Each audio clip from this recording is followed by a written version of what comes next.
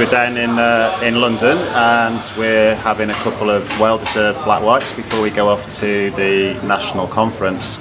And it's one of my favourite drinks, but I'm quite concerned that the commodity prices are going up, particularly coffee beans, and what that might do to the price. So as an economist, my brain is going into overdrive, probably because I've had too much coffee.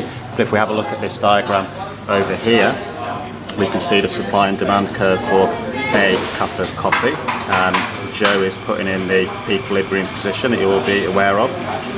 The commodity prices, they will influence the supply curve because they're a cost of production. So my concern is, if these commodity prices continue to rise, the supply curve may shift to the left.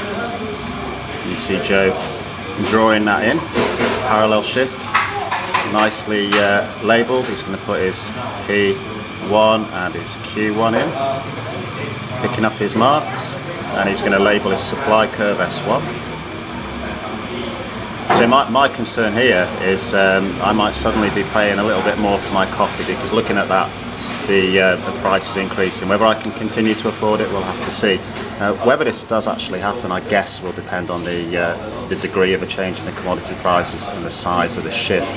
And also, something you'd need to consider is the elasticity of demand. If it's inelastic, price may go up and people continue to consume their coffee. That's probably where I fall into. If it's elastic, Costa may try and accommodate the commodity price rise and keep the prices roughly the same because they fear losing so much demand.